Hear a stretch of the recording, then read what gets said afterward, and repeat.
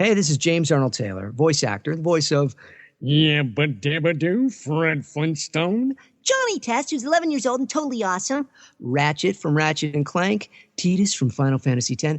Oh, yes, and of course, Obi-Wan Kenobi. It wouldn't be Coffee with Kenobi without yours truly. The Force is strong here indeed. Previously on Coffee with Kenobi. There's over 200 books. And when I say over 200 books, that includes like the Young Jedi Knights novels and the like small little Fear of the Galaxy books. And so, you know, for every big like pillar hardcover novel, there's, you know, a bunch of like youth, young readers novels that came out. And so there are so many Legends books. This is James Arnold Taylor, and you're listening to Coffee with Kenobi. I have a good feeling about this. All the research for last week's show certainly clued me in, just as Randy was just talking about there at the intro, of how many books there are in the Legends line. Hello, everyone, and welcome to Coffee with Kenobi, show number 162. We are your spoiler-free place for Star Wars discussion, analysis, rhetoric, and the best travel tips this side of the galaxy. I'm your host, Dan Z, drinking One Nation coffee out of a copper-colored solo mug from the ILM crew.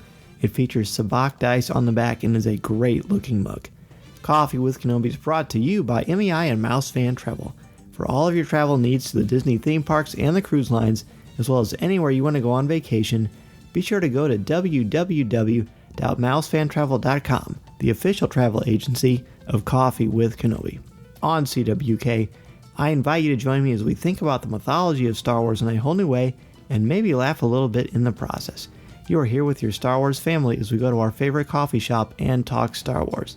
On today's show, Mark Newbold joins us for a new idea I had, which is to look at the Star Wars mysteries, those enigmatic moments that have challenged us for years. Tom has the news, and we will really dive deeply into what is going on in the world of Star Wars. So pull up a chair, grab your favorite coffee mug, and let's have some coffee with Kenobi. And now, let's see what's brewing in the Star Wars universe this week. Last week, I hinted around to the reveal of the Chicago Celebration logo from Coffee with Kenobi, and Patreon contributors got to see it early as promised, and it is a gorgeous look, a beautiful design. Cory once again outdid himself. Be sure to check out our TeePublic store or everything we have for you on social media. There will also be a banner on our website, so you can order your Coffee with Kenobi Celebration Chicago logo. We have t-shirts, hoodies, sweatshirts, stickers, all kinds of great stuff, and I cannot wait to see all of you sporting this beautiful logo at Celebration Chicago in less than 80 days. So who talks first? You talk first? I talk first. Joining us today for a cup of coffee is returning guest and great friend of the show and of me personally, Fantha Trax' own Mark Newbold. Is that for me to speak? Am I supposed to speak now? Am I supposed to be a professional and know when I'm coming in? How's it going? It's going very well, thank you. How are you? I'm doing wonderful, sir. It is great to hear your voice. Of course, we chat, well, not as much as either of us would like, but we chat fairly regularly, so it's good to have you on officially so we can talk about a really cool topic. What can you tell us about what's going on at Celebration before we dive into the conversation? Well, my plans for Celebration, I'm there for a week, and of course this time the show is 5 days, not 4, so it's an even bigger show.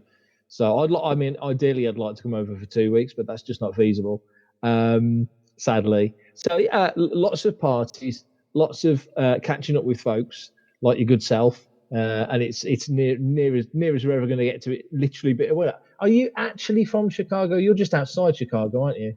Yeah, I'm about a 2-hour car drive away, but we're there pretty regularly because our oldest goes to college there. Right. This is the thing, you see, in the UK, I mean, I'm 2 hours from London, right?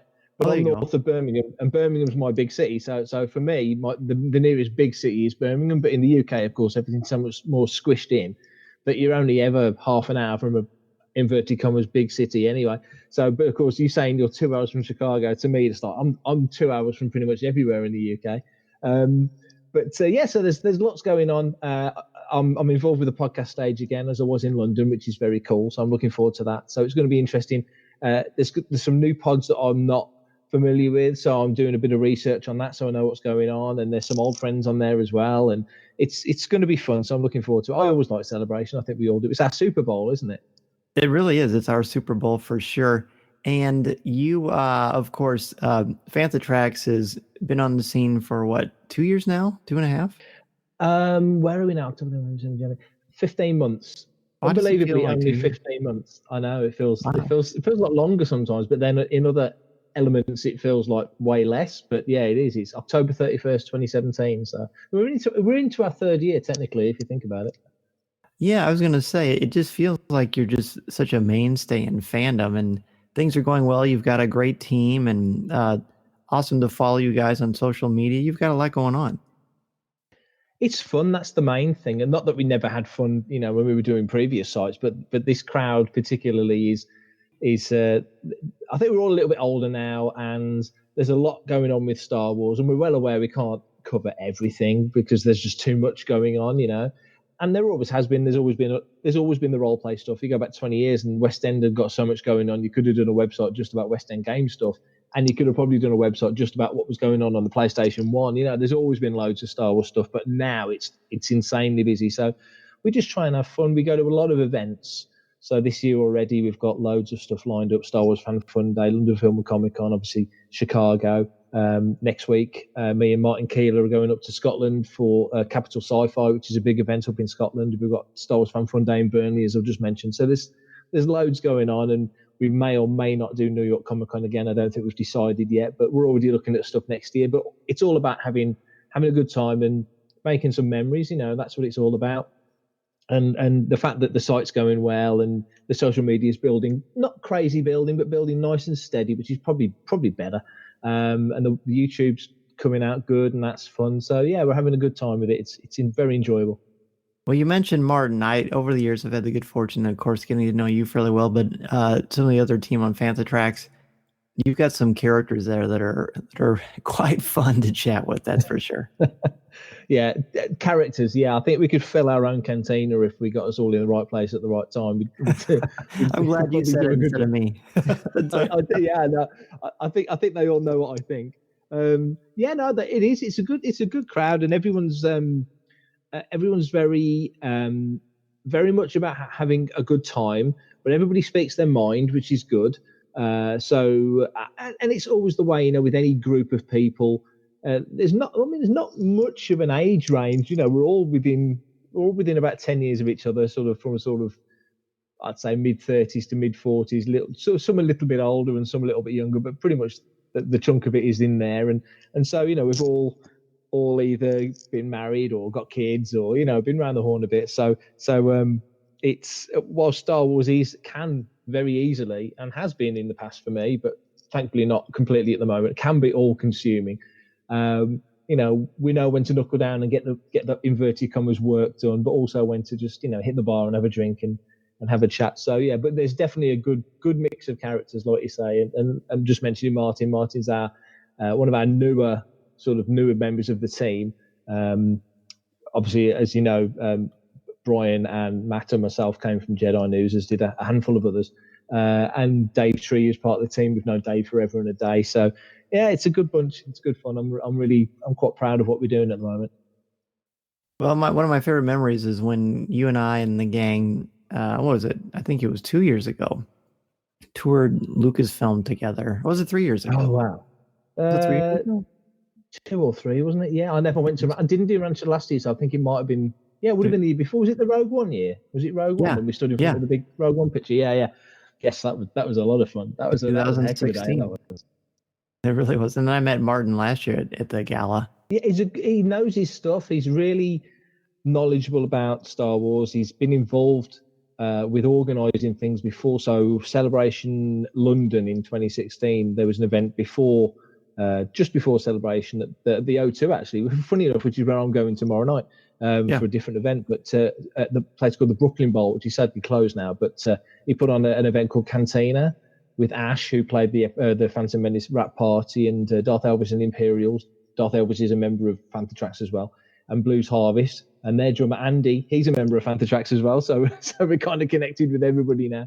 And it was an amazing night. But Martin was involved with that, and he's always doing stuff. He's an organizer. Him and Brian are our organizers, very organized and orderly. I'm just flying at everything at 100 miles an hour with no, I'm like herding cats. And Booker's a little bit like that, but Martin and Dave and Brian are much more organized. So, which is why it works. So we've got in little groups, there's little members of the team that some are organized and some just fly at it, and it kind of works having that mixture. It takes a village, as you know. So let's go ahead and take a quick break. When we come back, we're going to jump into our topic, which is some of those Star Wars mysteries that have had us scratching our heads over the years. This is Coffee with Kenobi. This is Coffee with Kenobi. Oh, toss the cream, would you?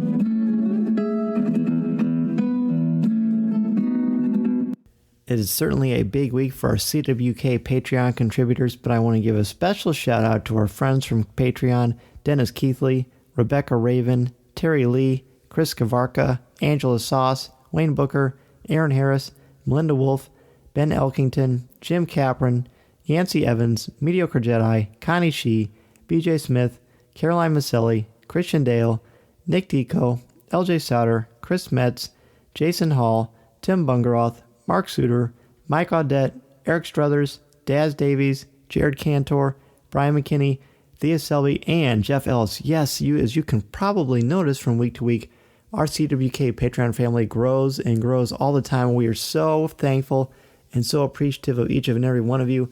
And not only do you get to contribute to Coffee with Kenobi and help our show grow and expand into ways that we've always dreamed of but never were able to until Patreon came along, but you also get something pretty great out of it besides helping out and supporting Coffee with Kenobi. One of the main things you get is access to our exclusive weekly podcast for just $5 a month. You get 4 shows a month, including access to our entire back catalog, which has over 40 shows, and that is called CWK Pour Over. It is a weekly examination with myself, Tom Gross, and Cory Clubb, where we look at popular culture, our lives behind the scenes of Coffee with Kenobi, Star Wars, and so much more. Here's a clip from last week's show. But I think, I don't know, he just seems like a neat guy that I would like to, sit down and have coffee with, which, Dan, I know you have. Cory, I don't know, have you as well? Not in person. We've talked to him multiple times on the show, but okay, yeah, absolutely. Yeah. So, I mean, he's one person by name that I'm excited about, but I think just about anybody. But my biggest fear is not being able to compose myself. And I don't mean like being screaming and like, fanboy, but I'm like being like clamming up and just being shy and, a little turtle and dropping into my shell when, Daisy Ridley's standing in front of me or, Dave Filoni's walking by or something like that, Well, I'm nervous about all. We'll do a lot of pre-show practice of how to handle things like that. That'd be fun. Let's do that. Yeah. How to handle yourself Cory in front can of give a you celebrity. some tips. Pass and out. Think about this. No. Pass out. How to carry yourself when you run into Star Wars celebrities at Celebration, because you absolutely will, was one topic that we discussed and we talked to Tom about because he has never been to Celebration. So we are helping to get his hype and excitement level in the right manageable area because he's excited. We all are. And there are a lot of tips in that show, as well as every week on Coffee with Kenobi's CWK Pour Over, that we hope you will be able to join us for in the conversation. Again, it's just $5 a month. Also on Patreon, besides t-shirts and coffee mugs, you have access to CWK Lens, which is behind-the-scenes daily posts and videos that you can check out. We also were able to share our Coffee with Kenobi Celebration Chicago logo there before anyone else got to see it. And those are, again, just some of the many perks to being a Coffee with Kenobi Patreon contributor. So if you're curious, go to patreon.com/coffeewithkenobi or click the link on the banner on our webpage, and it's all over social media as well. Thank you so much. One Nation Coffee is the official brew of Coffee with Kenobi. Be sure to go to www.onenationcoffee.com today and enter the code Kenobi10 to get 10% off your first order. And while you're there, be sure to sign up for a subscription service so you never miss out on the best coffee in the galaxy. Again, that's www.onenationcoffee.com, the official brew of Coffee with Kenobi. We are back, and the first one we're going to talk about, we picked 2 of them to look at, and hopefully this will be a reoccurring segment, just sort of as the muse strikes us, so to speak. But the first one we're going to talk about, Mark, is Anakin Skywalker's Force Ghost appearance in Return of the Jedi. Now, to put a caveat out there, of course, there are reasons behind the scenes why George Lucas and Lucasfilm decided to make some of the decisions that they made, and some of them are just happenstance things. But what we're going to do for Coffee with Kenobi when we're looking at these Star Wars mysteries is think about, from a canonical point of view, how can we make this fit into our heads as far as how it complements and enhances the overall Star Wars mythology? Because I think that it does. I don't think there are accidents per se. These are really good storytellers. So this came up for me, by the way, because the other day I was watching Return of the Jedi again with my son Mason, my 5-year-old, and he said to me, "Daddy, why was Anakin in the movie at the end as when he was younger?" Or actually, he said younger because he's 5. And I said, "Well, that's a great question. Why do you think?" And he said, "Well, I think it's because that's how he wanted Luke to remember him by." And I thought, wow, that's pretty profound for 5. That's pretty profound for 45. So, I mean, what do you think about Anakin's appearance as a Force Ghost in Return of the Jedi? When I say Anakin, of course, I mean Hayden Christensen as opposed to Sebastian Shaw. Yes. There's lots of changes, and of course the special edition was 97, but also there's the DVD and those later versions which tweak things up as well. And I think the Hayden one comes under that. Some of the changes I didn't like, some of the changes I did. This was one that I did like, and it's purely, and you can blow it out the water in a heartbeat if you want to, because you follow the logic that a Force Ghost, to me, this is my own headcanon, and I'm sure somebody will contradict it, but to me, if you've seen, and there's not many who have, but if you've seen a Force Ghost, to me, then that ghost and you have a connection. Like Rey and Kylo have got a connection, and they can get inside each other's heads. So that Force Ghost will present itself to you in a familiar fashion. So Ben appears to Luke wearing pretty much the clothes that he was wearing when he last saw him, pretty much the only clothes he saw him wearing, pretty much, give or take. And Yoda, well, Yoda hasn't got the most extensive wardrobe in the world, so he's always going to pretty much look like a little green, frog thing. But Anakin to Luke at the end of Return of the Jedi, when you saw him as Sebastian Shaw, even when I was a kid, I always remember thinking, well, how we kind of even knew then in the early 80s that Anakin had been Vader for a good amount of time. He wouldn't have been an old guy when he went in the armor. He would have been a younger guy when he went in the armor. So when Luke sees Anakin as an older guy dressed as a Jedi, the physical Anakin would have never, at any point of his life, been an old-looking guy wearing those clothes. He would have been a younger-looking guy wearing those clothes. So when Lucas decided to throw Hayden in there and tie all these little neat little avenues up as he wanted to, which some worked great, some didn't, that was one that I thought, well, that makes more sense to me. That's the last time that Anakin Skywalker was when he kneels before Palpatine and takes the name Darth Vader. And from that moment when he stands up from a kneeling position, he's now Darth Vader, the Vader that Palpatine always wanted. And the last time he was a Jedi Knight, if Luke could have seen Vader's Force Ghost or Anakin's Force Ghost wearing the Vader armor and the helmet off, and he'd look like a younger Anakin, I kind of could have got my head around that. But then why would he want to present himself like that? Because he's, inverted commas, now a good guy again. So there's different ways you can read it, but to me, it didn't jar anywhere near as much as some of the other tweaks and changes they made in the special edition. So to me, yes, I think that is how logically Anakin would present himself as a Force Ghost to Luke. Because, and also we know as the Star Wars canon expands now in 2019 more than ever, they're filling in gaps, they're adding in stories. There's all these. I mean, for example, Discovery. I'm a big Star Trek fan, as you know. So now you've got season 2 Discovery. It's the missing chapter of Spock that you never heard of in the last 50 odd years. But they're going to fit it in there, and it's going to feel like it was always in there. And in 5 years' time, you'll forget that it wasn't, sort of thing.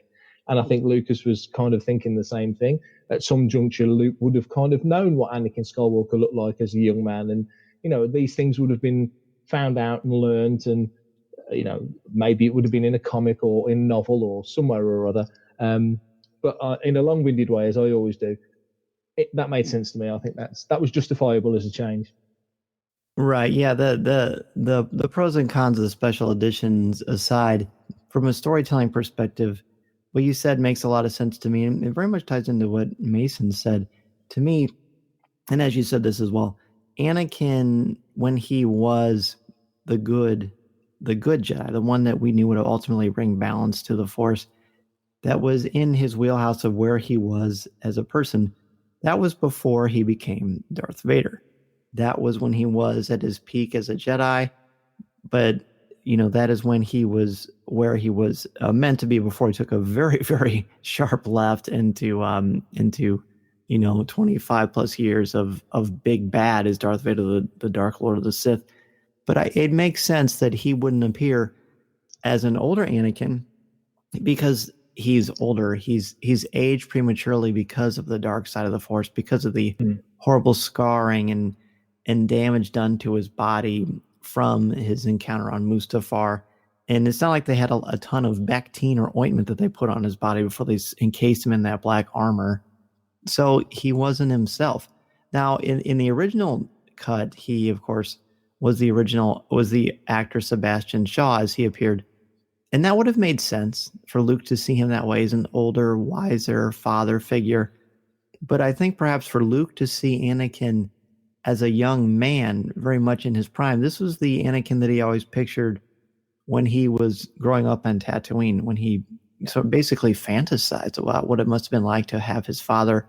So we tend to idealize our heroes, living and dead, and see the best of them. And this was probably Anakin at his best. That being said, if we time out and look at it from a storytelling perspective, does it work for an audience to see this? Well, I suppose that it depends on the audience. The challenge here is that we've now had this different change almost as long as the original cut itself. I mean, certainly the special editions are older than before we had them. And as you said, that was added in a little bit later. But it still is interesting to think about that, because Anakin here is not tortured. He is someone who is more fully fleshed into being himself. Now, that being said, though, Mark, if that's the case, why wasn't Obi-Wan put into it as Ewan McGregor? Well, probably for the same reasons that I just mentioned, because whether he was Ewan McGregor or Sir Alec Guinness, he was always the good at peace Jedi that he was meant to be. Yeah.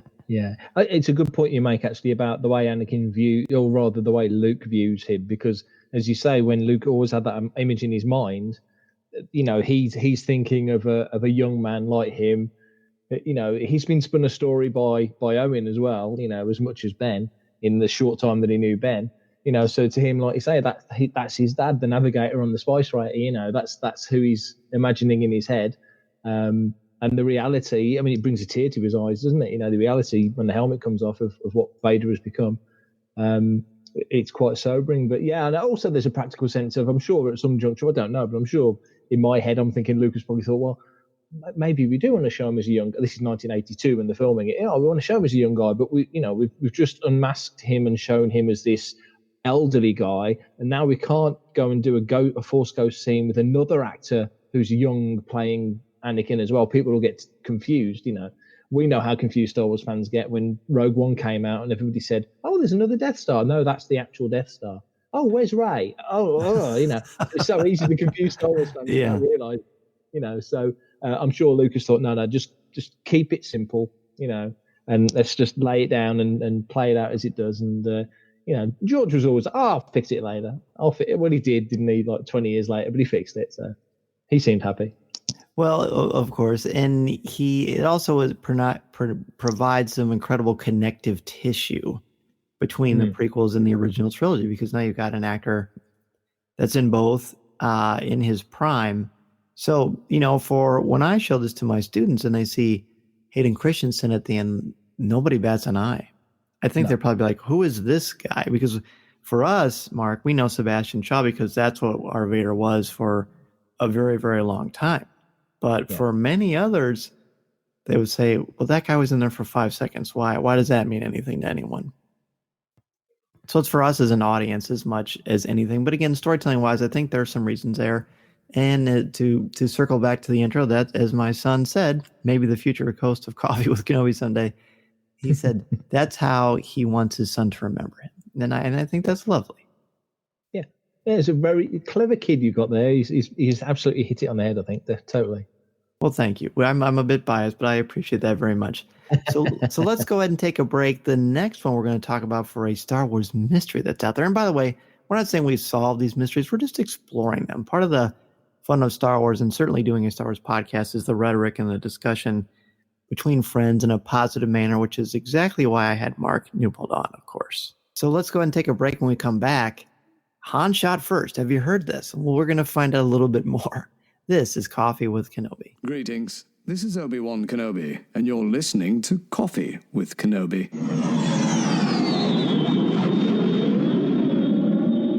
If you are planning your next Disney World or Disneyland vacation, you need to go to MEI and Mouse Fan Travel. They have signature service and expert advice to help clients maximize their vacation time and dollar. They can help your family enjoy everything the Disney theme parks and the cruise lines have to offer, help plan every detail, and share invaluable tips. Check out www.mousefantravel.com today and let them know Coffee with Kenobi sent you. We are back and diving into the news segment with our good friend Tom Gross, and we also have a celebrity guest co-host for the news segment that some of you might recognize. Let's face it, all of you will recognize him. Cory Clubb's joining us too. Hey, how's it going, guys? It's going well. We brought in the ringer for a very important news story, which we will get to. But Tom, take it away. Another round of announcements for Star Wars Celebration was released on StarWars.com this week. Coming to the Windy City this April is the powerful 6'11" actor Chewbacca Unis Soetamo. This will be a celebration debut for the Finland native. He posted on Twitter this week, quote, "Very excited to finally say that I'm coming to Star Wars Celebration in Chicago. Hopefully I'll see all of you there, and we're going to have a blast." Also announced are Sam Witwer, who brought Maul to life in the Clone Wars and Rebels, Greg Grunberg, who plays Snap Wexley, BB-8, Lady Proxima and Rio Durant puppeteer Dave Chapman, Greg Proops, who plays the voice of Star Wars Resistance Jack Sivrak and Garma, as well as Fode from The Phantom Menace. Rounding out the list are Paul Casey and Ian McElhenney, who are Admiral Raddus and General Dodonna in Rogue One, and of course Orly Shoshan, who plays Shakti in Attack of the Clones and Revenge of the Sith. So, right off the bat, this is kind of great because in our Patreon show that we did last week, we talked about who we'd most want to meet, and we didn't bring up Eunice or any of these actors, but this is a wonderful addition. This is only the second batch of announcements. It seems like every week we're going to find out about more and more actors being added to this list. It's pretty great. I will tell you guys, having the good fortune to meet Eunice on 2 occasions and interviewing him once, that he is super charming, super down to earth, and incredibly tall. So he's going to be fun. People will love him. Wow, he's tall. It's cool. I'm glad he's tall. Cory. You think you're tall? No. Yeah, I think I'm tall. He's taller than me. He's much taller than you. Oh, great. And you're a striking man. Don't get me wrong. Someone to look up Chewbacca. To. That's great. Yeah, absolutely. Exactly. See, just a glimpse of the chemistry you can hear on our Patreon shows. But what do you guys think about this news? I think it's huge. I mean, like you said, you're rattling off names there, and it's this is just the start of it. This is so cool to see that they keep announcing this stuff, and it's only January at the time here now, and they're already announcing folks that'll be here, and a smattering of different Star Wars eras, right? So all kinds of different folks from the the cartoons, the films, to all kinds in between. So I think it's really cool to see their great longitude, I guess, of actors coming in for the show. Yeah, and I love the diversity of talent here, from a puppeteer to voice actors to the sets and everything. It's great. It just builds excitement and builds it even more. But let's not forget also the release of the Celebration poster, which of course is a stunning side-by-side, light side versus dark side, heroes versus villains from the entire Star Wars saga, split with the Celebration logo lightsaber. what did you guys think about that? Well, I definitely have some thoughts about it, but I want to hear what you guys think, Cory, especially you, because you are the designer. So what do you think? Yeah, honestly, I think it looks great. It's got the left side, right side thing going on. Very symmetrical. The way you look at it, obviously down the line, the blue and red, good and evil. A lot of big bads on here. The biggest thing that stuck out to me was that it looks very close to a Drew Struzan poster. Drew, known for classic movie posters from the 80s to 90s to 2000s, really. Though he's kind of stepped back from the limelight a little bit. But this one's an excellent replication of as far as like coming off of that. And it's cool to look at it. The more I look at it, the more I see different things along the way. And if you guys notice, there's something missing from this poster. What? Well, the Falcon's missing. Is that what you mean? That could be one. That could be one thing. There's something bigger. Huh. What is this? Stumped me. I see Vader. I see Luke. I mean, Poe's not in it. Is that what you mean? I was going to say Poe's not in it. He seems to be a major character, and I thought I was missing someone else. Maybe I'm wrong here now. Vader's. I don't know. In It's just Solo's Vader's in it. That's isn't for sure. Yeah. I guess there's no young Anakin. Duke I guess was kind of featured prominently. Well, no, that's true. Anakin's in there. It's a good point. I think it would make more sense for Anakin to be there than Finn, and I love Finn, but I guess Anakin is pictured top right. Okay, Tom, what do you think about the poster? It's hard to top Cory's analysis always when it comes to things like that. But I loved that it tied in, all eras. And I love the top to bottom, side to side look of it. There's a lot of balance to this, which is to me a bit of an ironic statement. Balance of the Force, balance of evil and good. I enjoyed the coloring, the light blue power of a lightsaber on the Rebels side, and the dark red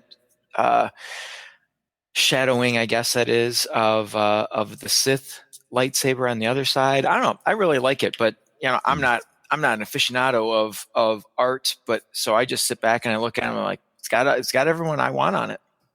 Well, I was going to also mention that Qui-Gon Jinn is absent as well. True, and so is 3PO. I don't know if that's a big player. And 3PO, yeah. R2. I see Grievous down here now that I'm looking at. R2's at the bottom. Sorry, you talking about Yoda. Yeah, R2's there. Yeah, I think it's cool that Yoda's sort of the foundational piece. I don't really like it. Okay. I mean, think about the Celebration Anaheim and the Celebration Orlando posters. They had a different look about them. This is like photo. What is it? I don't know. Is it photorealistic? Photorealistic. Yeah. This looks like something that we could have easily seen for like the 10th or 15th anniversary of Star Wars or Attack of the Clones or Revenge of the Sith or something. And it's fine. Don't get me wrong. Whoever created this is so much more talented than I could ever possibly dream to be, and my hat is off to them. Absolutely, all props to you, whoever did this. For me personally, I feel like Celebration should take kind of a different sort of a style, all of its own, a little more of a, not focused on looking like a movie poster, but more like an event, like Celebration. Like, remember the beautiful green for Celebration Anaheim, Cory, we had in front of the podcast stage. Yeah, like it was kind of lasered out, cutout style, kind of pre-colored thing. Not cartoonish, but more like graphic. Yeah, more graphical. Yeah, and more. See, that's the thing. It's interesting too. Is like this is more of a movie poster. Few people do it. Like I said, they're re-releasing the films to the theater or something like that. Yeah, I feel like I've seen this 100 times. That's a good point. Honestly, now you say that, I kind of lean towards that, sway towards that thought. Why can't they do something original maybe that has to do with like the Celebration, have Chicago built into it for Celebration Chicago. Yeah, I don't know. Focus on a specific aspect. Like the others have focused sort of on the original trilogy, really. And you don't have to do that. Yeah. Focus on this sequel trilogy that's amazing. And we're going to have a wrap up to, in December of this year. That, I don't know. or showcase some characters from Rebels or Resistance or something like that. I don't know. I'm not gonna say I was disappointed, but I was underwhelmed. It's very what do you call it? Skywalker focused, and that lineage and legacy versus like Rogue One or Solo or some, like you said, those offshoot series that are just kind of not necessarily the core. Sure. This is very driven towards the Skywalkers. So you guys would have more insight on this than I would, having never been. Now, will they have a series of posters that will go along? So, what I'll do is, go ahead. Oh, I was going to say they might have some other like designs that have to go along with if you get a badge or something. This might not be on it. You might have a character based badge. I think they've had that in the past where they had like I think was it Anaheim that had the sketches. Inquisitor was ours for the media, which was cool. Oh, that's right. Yeah, it was the Inquisitor. So, but it was still kind of that same style, a little bit. I think this. I don't know if this is just kind of an overall, just poster that you can just see along the way. Most of like the signage and stuff they will use would be a little more minimalistic. I'd hope so. That would be this busy. See, that's my fear. But yeah, the badges usually take some sort of a homage or cue from the main poster. So this might be. I mean, it's fine. Sure. Like I said, it's fine. Yeah, but I want it to be a little more fresh. All right. Well, interesting analysis. We'll have to see what comes later. Moving on with the news, Penguin Random House announced recently that a new Star Wars book titled Alphabet Squadron will be hitting the shelves this summer. Written by Alexander Freed, who also wrote Battlefront Twilight Company and Rogue One, A Star Wars Story, among other novels, comics, and video games. Alphabet Squadron takes place after the events of Return of the Jedi. 5 New Republic pilots, each flying a different type of starfighter, follow the command of New Republic General Harrison Dula. Their task is to track down and destroy the mysterious Shadow Wing, a dangerous force of TIE fighters taking revenge as the Empire dwindles. These pilots have to learn to fly together if they want to protect the new era they fought so hard to earn. Alphabet Squadron is scheduled to hit the shelves of your favorite bookstores on June 11th. Any truth to the rumor that they will also be a part of Alphabet cereal? Alphabet soup. I thought it was alphabet soup. Well, yes. Alphabets. This, coming from my perspective as a writer myself, I am fascinated by this idea because I've always thought it's cool that they name some of the ships out of like obviously letters of the alphabet, and they're also designed that way. So it's like we're gonna get new ships like the H-wing or the G-wing. There's gonna be like a really odd one like the S-wing, and just really kind of like all over the place. I don't know. I think what's interesting to me about this is that Harrison Dula is a general. I think that's pretty cool. Here she is again doing her thing. And then again, the Alphabet Squadron. That just sounds cool. It sounds a little goofy sometimes, but like they're going after the you say Shadow Squad? Is that what it was? Yes, Shadow Wing. Shadow Wing. So that even that sounds cool. So it's like sounds like a cool Top Gun in space, man. Well, exactly. That's how I know. Matt Martin tweeted out something about, was showing the Top Gun famous high five on the runway when this news came out between Marvel and Del Rey. I love it. Yeah, and so I mean, there's certainly a fan base that loves the fighter pilots and the X-wing books from the expanded universe of Legends line. We're very, very, very popular and certainly have a very beloved section in a certain sect of fandom. And, the crossover stuff is great, but I guess much like the Battlefront novel and stuff that doesn't involve the major main tier characters doesn't usually resonate as strongly with me. But I mean, I appreciate that it's out, but I wasn't as over the moon on this one either, per se. I'm pretty pumped about this, actually. I was excited to see it, Cory, for many of the same reasons you mentioned. I just the story of the pilots of this era, and super pumped about Harrison Dula as a general. If she's the main character, then I'm all in. Sounds like she might be. if she is. Well, yeah, it's possible. And you mentioned the Shadow Wing. Let me put the second half of this story in. And Dan, you alluded to it as well. In connection with the Alphabet Squadron, Marvel Comics is creating a crossover title to be released prior to this in April. The crossover will take place during the events of the novel. But the comic series written by Jody Houser, who we also know from Marvel adaptations of the novels of Star Wars Thrawn and Rogue One, tells the story from the point of view of the Shadow Wing pilots, who see things a little differently than the Alphabet Squadron. They feel the rebels are the danger to the galaxy, and the Order of the Empire is the path to safety and security. Star Wars TIE Fighter include art also by Roche Antonio and other artists, including art from the creative team of Darth Vader, Giuseppe Camuncoli, and Elia Bonetti. Nice. Well done. Wow. Okay. Interesting. So a little bit extra there. So we'll get a little tease of it from a certain point of view, and then we'll get the novel. Yeah. So that's true. So again, we'll get the crossover. We'll get some more characters to populate this universe. And the connective tissue that is there. So one will be from the Rebels' point of view and one from the Imperial point of view. I love that. Cool. I think that's exciting. I think that's exciting storytelling right there.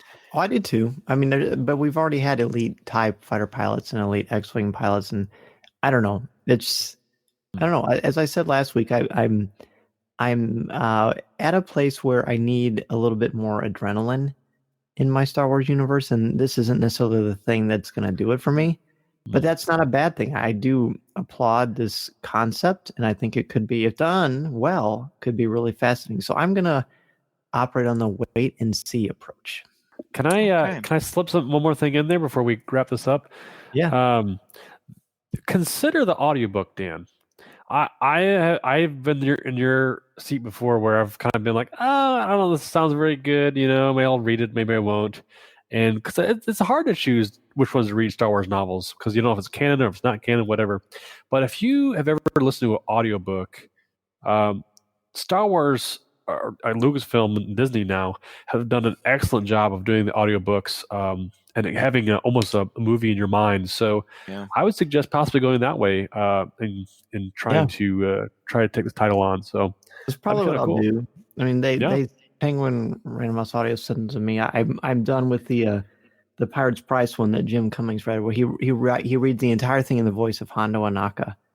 Wow. And it was another one. That's gold right there. Yeah, it was fun. So that's a good idea. Maybe that'll be more of an interesting way to sort of jump into that. Because you got a pile. I'm still working on the Padme novel that's coming out, I think in early March. Disney sent me a copy of that. So lots to pour over. Yeah. So speaking of pour overs, this is the lineup you can hear every week on our CWK Patreon show, as I alluded to early in the show during our conversation. And thank you to our Patreon contributors. And speaking of thank yous, Cory, thank you for joining us. And Tom, thank you for bringing us the latest news. Of course. So let's go ahead and take a break. When we come back, we will return to my conversation with Mark Newbold. This is Coffee with Kenobi. Coffee, tea, or me, Obi-Wan Kenobi. It's Coffee with Kenobi. One Nation Coffee is the official brew of Coffee with Kenobi. I start my morning every day with One Nation Coffee because it is the best. You can start your coffee subscription so you never miss out on the best coffee in the galaxy by going to www.onenationcoffee.com today. Plus, enter the code Kenobi10 to set up a coffee subscription and save 10% off your first order.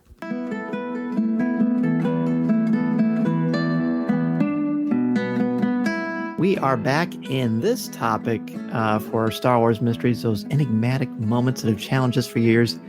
This one is, I don't know if it's so much of a challenge because it's certainly generational perhaps, but I think of all the changes that have been done over the years or the different lenses we've been asked to wear to filter the Star Wars story, I think Han shooting first, you won't find too many people who disagree with this decision.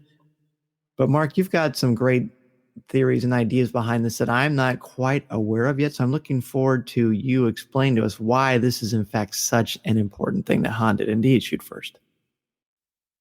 You've built me up now. I've got to come out with something really good now. I have faith in you. I'm glad you do, because I've got no idea where I'm going with this. No, I think the whole Han Solo arc was one of the purest arcs, I think, in the original trilogy, because Luke's got he's got the hero's journey, as we all know, but it's a difficult journey because of the complications of his sister and his mentor and his training and his relationship with other people. There's a lot going on for Luke. I think for Han, it's a bit more linear. He starts off as a rogue and he ends up as a kind of a reluctant hero, but you've gone from a moment of 45 minutes into the first film when you've met Han Solo and he comes in and the film steps up a beat, and he's there face to face with Greedo and he shoots him under the table and there's no messing. He shoots him cold. Greedo's probably going to stun him, maybe. I don't think Greedo's going to kill him, but I think Greedo's probably going to stun him. But Han's like, I'm not taking the chance. I've got this 17,000 waiting for me. I'm not letting this guy mess this up. I've already done my cargo. I can do without the hassle, and just does him under the table. So you're taking Han Solo from a point of he will shoot somebody essentially in cold blood, all the way through to Return of the Jedi, when he's stood on headquarters frigate with Lando, and he goes basically, here's the keys to my car. Go and save the galaxy. We knew it was Lando's ship at some point then. It puts it all in a different perspective. Now we've seen Solo, which, can I just say, is a magnificent film, because not only do we now know the intensely personal relationship Lando had with the Falcon, and Han knew that. So for Han to give him that ship back and say, well, this is the ship you need to use to, she's the fastest ship in the fleet, all that, and don't get a scratch and all these things, which is even more of a jokey line. Now we see what Han did to the Falcon in the first place in Solo. To sort of parallel that with Han, not versus, but Han and Beckett at the end of the film, when Beckett's giving him the whole talk and Han just shoots him because he knows Beckett's gonna gun him. Well, Greedo never got the chance to say, you did the right thing, kid. I was going to shoot you. And Beckett did. So Han's learned from his previous experiences. I just think that speaks more to the original arc of Han Solo. I think if you have Greedo shooting and missing, one, it was just not a good special effect. The way they had Han dodge and just everything about it just didn't work. And it made Greedo look lame because he's literally sat 2 foot opposite and he misses. There's no sense to that at all. So I think that as one of the changes was an error. And I think it was kind of it kind of felt like it came from the same time period. It really did, give or take a few years, as when ET Special Edition came out, or the 20th anniversary edition of ET came out, and they replaced all the guns with lights and torches, rather. Yeah. That's it. So they were trying to tone down the peril, if you like. And for Spielberg, I always remember thinking, and it was that era when CG was really beginning to ramp up, and you look back at it now and the special edition CG has aged far worse than the original models from the 70s, because CG is so flawless now, and if they had the will to do it, they could go back to certainly the original trilogy and a lot of the classic films and make them look, spanking brand new again if they wanted to. The CG puppet in ET was, at the time, it was like, wow, new ET stuff. You look at it now and go, oh, there's better stuff than that on kids' TV. It's not held up as well as you thought it would. But I ramble as usual. I think Han did shoot first, and not more to the point, only Han fired. For me, to make that character arc work through Empire and Jedi, I think he had to be that cold-blooded killer whose heart, we now know from Solo, he's always had a heart, but he's looking out for himself. He's business. When it needs to be business, Han Solo is business, and I think that line of story and plot works best. Well said. Yeah, I hadn't even thought what I was thinking about for this. I wasn't even thinking about the Beckett thing, but I'll get to that. I think, and this is a key thing I emphasize to my students when we're breaking down these films, the important thing about Han Solo is that he's not Luke Skywalker. That's probably one of the most important aspects of him from A New Hope, and I'll explain why that is. Basically, I mean, even down to the wardrobe, and these are things we've talked about, many times over the years, many of us. Luke's all white. Leia's all white. Han has a white underneath, but he's got a black vest, right? So he's not a bad guy, but he definitely lives more in the gray because he's had to live more in the gray. He's seen more ugliness of the galaxy. He's been at the end of a blaster many, many times in his life, both from the Empire as well as other ne'er-do-wells throughout the galaxy. So he's had to survive. Plus, you've got to realize that he's our cowboy. He's not really, I guess some might say he's the everyman, although I've never known anyone like Han Solo in my real life. I wish I did. No. I'd certainly be interested in hanging out with them and spending more time listening to their stories. But he is someone that does protect himself. It's not that he's selfish so much that he doesn't really have anybody to care about. And I think that's an important aspect that we sometimes forget about Han Solo. He's not a bad guy. Kira clearly points out he's the good guy. He looks out for Chewbacca. They have a bond closer than many brothers do.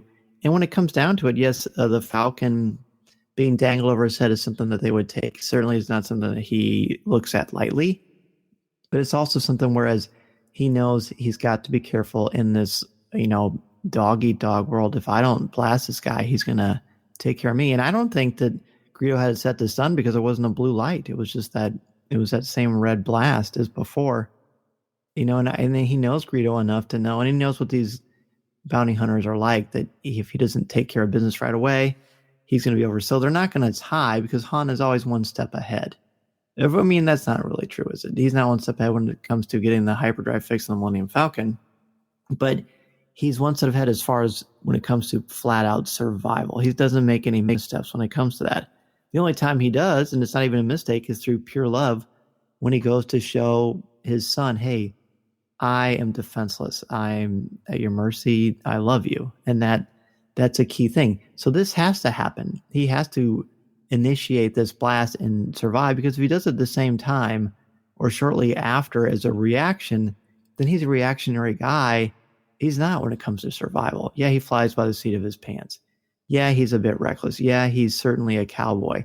But that's one of the reasons we love him. Plus, it makes Luke look much more squeaky clean in the original trilogy until we get to the Return of the Jedi, because he is a true foil for Han Solo, Luke and Han together. Yeah, so that's a good point. I like the thought. I've never thought quite of the white under the black, because that just, as you speak, it just goes back to the Han and Kira scene. She says, I know who you are. You're the good guy. And he's like, I'm not the good guy. I'm an outlaw. He doesn't want to be the good guy, but he can't help being the good guy. And I've always thought Chewie was his conscience. Han had scrabbled around and done stuff, and he had his own conscience, but he was so in love with Kira, he wants to get back to Corellia. He's got this whole plan that's not quite come together, because you cut to 3 years later on Minban, and he's still not got back. He's still scrabbling around trying to figure it all out. But as soon as he meets Chewie, it's Butch and Sundance, and it starts to work. So he's got all these little facets to him. But when you parallel him to Luke, they are so different. And of course you add in that it's weird. I think it's only those of us that were around for the original trilogy can think of it in those terms. The fact that there was kind of a love triangle between Han, Luke, and Leia, and the fact that nothing progressed. No wonder Splinter in the Mind's Eye became non-canonical very, very early on.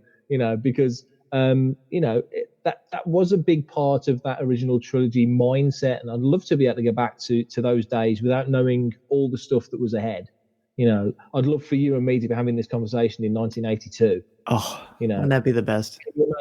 It totally would, as we are now, but, not knowing all this stuff and just being able to chew it all over, because I wonder how similar or different the conversation would be. It's, but thank goodness for Solo, because I think it's added so many layers, obvious layers, like L3 is a very obvious layer to add to the Falcon, but just lots of other little personal interchangeable and thought moments, and especially between Han and Lando, but the Kira thing adds a lot of layers to Han as well. So I'd much rather with that one go back to that moment of Han shooting first, in the same way as I think in Empire when Luke leaps from the gantry, and originally on the early special edition I had him screaming as he fell down, and I hated that. It was like, no, he's not jumping out of fear, he's jumping out of defiance.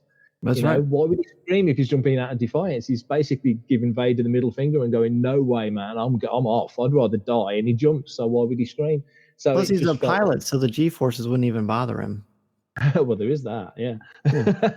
You know, but it felt like it felt to me in moments, and it's very presumptuous of me to think this, because George wrote all of this, or wrote it with other people that understood the depth of it all better than we do, because they wrote it. But it just felt to me in that moment, that doesn't make sense. Don't you know why Luke wouldn't scream? Luke would fall silently. It was beautiful, you know. There's always those moments in the films when John Williams would let the music drop out, like the speeder bike chase, or the sonic detonator bomb in Attack of the Clones when it goes off in the asteroid field over Geonosis. There's no music; it's just the sound effect. You know, that always worked really well, and it just felt like, well, you pitched that right. Why didn't you get that right? You know, and there's all these little moments, but. Hand shot first. There you go. I'm rabbiting on as usual. Hand shot first. Hand shot first. Look, that's the official stamp of Coffee with Kenobi and Fantha Tracks. I think I can say. Absolutely. We have immunity. Very good. Very good. Well, if you see Mark or myself at Celebration Chicago, which is just a few short months away, be sure to weigh in on what you think about this. And also, please let us know if you have any topics you'd like us to explore for Star Wars mysteries. In the meantime, Mark, where can everybody find you if they want to ask you a question or just say hello? You can find me on Twitter at prefect_timing or at Fanthatracks, I should say. If you need to drop me an email, it's mark@Fanthatracks. Pretty much everywhere at Fanthatracks. And at Celebration, for the most part, I'll be on the podcast stage. So you can find me at the podcast stage, and there's going to be loads going on there. So that's going to be a nice busy area of the show. So looking forward to that. It's only about 80 days away, I think, as we speak. So it'll be here before we know it. It certainly will. Thank you again, Mark. Let's go ahead and take our last break. When we come back, we will close out the show. This is Coffee with Kenobi. Listening to Coffee with Kenobi, you are the podcast you're looking for. This is...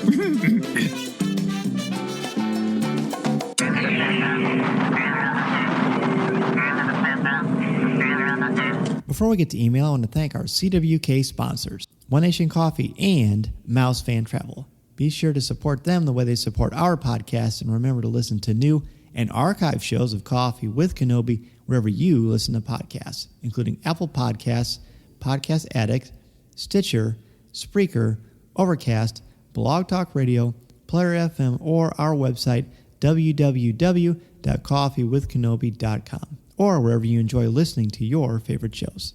And if you listen to the show through iTunes, please leave us a review. We are also on Facebook, Twitter, Instagram, YouTube, where you can find some past videos of our CWK Coffee Chat, Pinterest, and Tumblr, and we'd love for you to check us out there. Be sure to listen to our CWK family of shows too, including Legends Library, Resistance Reactions, Comics with Kenobi, and Lattes with Leia. Please leave a review for each of their shows as well, and be sure to subscribe to each of them individually, as they all have their own feeds now. In addition to the places I just mentioned for Coffee with Kenobi, you can find me twice a month on the podcast Looking at Lucasfilm, part of the Jim Hill Media Network, as well as on Twitter at Mr. Zer, MRZEHR, and you can find my writing on CWK's website, as well as StarWars.com, where I'm an official blogger there, and on IGN, where I contribute articles on Star Wars, as well as other popular culture topics. Don't forget to check out www.patreon.com/coffeewithkenobi to help support the show, as well as get access to CWK Pour Over, which is our podcast, our weekly podcast, not heard anywhere else. There are also t-shirts, coffee mugs, and so many more opportunities and ways for you to not only support the show, but get something pretty cool out of it as well. That is going to do it for show number 162 of Coffee with Kenobi. A big thank you to Mark Newbold and Tom Gross for joining me this week. If you have a Star Wars mystery that you want us to explore on a future Coffee with Kenobi, please write in and let us know at the places we mentioned above. Thank you as always for joining me and the rest of our hosts for a cup of coffee. We will be back next week for more Star Wars conversation with some of your favorite Star Wars personalities. This is a podcast you're looking for. This podcast is not endorsed by the Walt Disney Company or Lucasfilm Limited. It is intended for entertainment and informational purposes only. The official Star Wars website can be found at www.starwars.com. Star Wars, all names, sounds, and any other Star Wars-related items are registered trademarks and/or copyrights of Disney and their respective trademark and copyright holders. All original content of this podcast is the intellectual property of Coffee with Kenobi unless otherwise indicated. This is the podcast you're looking for.